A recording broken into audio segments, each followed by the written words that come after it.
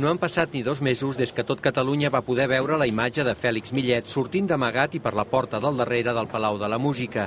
I el que va ser president d'aquesta institució durant 30 anys ha confessat haver desviat 3,3 milions d'euros per al seu propi benefici. De moment, Millet, aconsellat pel seu advocat, ja ha dipositat 1,8 milions al jutjat per reparar els danys causats i ha remès una carta al jutge amb la qual podria aconseguir que se li apliquin els atenuants de confessió, penediment i restitució del dany. En la carta que avui publica La Vanguardia, l'expresident de la Fundació Orfeó Català Palau de la Música explica que va fer que la institució abonés l'import de diverses obres i reformes de propietats de la seva família per valor d'1.300.000 euros. També diu que ell i l'exdirector administratiu del Palau, Jordi Montull, es van fer pagar una sèrie de viatges particulars a llocs com les Maldives o Dubai, per valor d'uns 500.000 euros.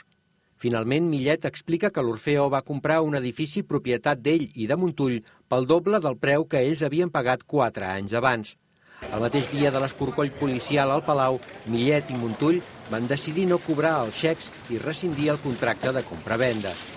A la carta, Millet també reconeix que durant la seva gestió es va generar molt diner negre, que va servir per pagar comissions a intermediaris i diversos serveis de personal de la institució, així com a artistes i orquestres. L'expresident de l'Orfeó admet que ell i Montull van completar els seus sous amb incentius en efectiu i a través de factures girades a nom de societats seves. Fèlix Millet acaba la carta dient que li sap greu el mal que pugui haver causat a la imatge del Palau i l'Orfeó, i demana disculpes. De portes enfora, la jornada al Palau sembla com qualsevol altra. Només alguns comentaris agafats al vol de vianants que hi passen per davant donen testimoni del ressò que està tenint la confessió de culpabilitat de Fèlix Millet.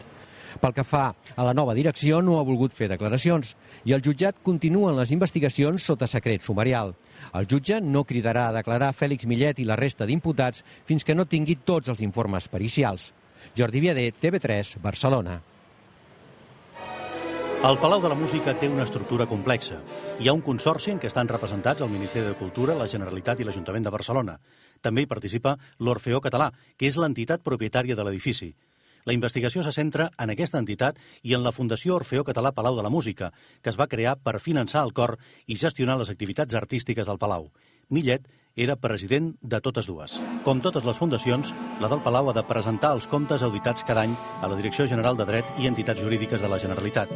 Les auditories les fan empreses privades i el Departament de Justícia només verifica que els comptes estiguin auditats i que es compleixin les finalitats fundacionals.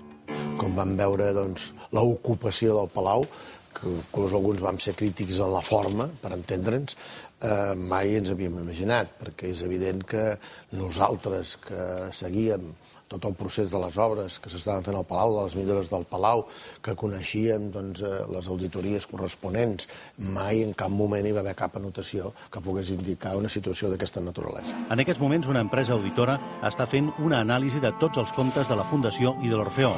L'informe sobre aquests comptes, que el jutge rebrà a finals de mes, ajudarà a aclarir com és que mai fins ara s'havien detectat irregularitats. El Consorci del Palau de la Música es personarà a la causa com a perjudicat.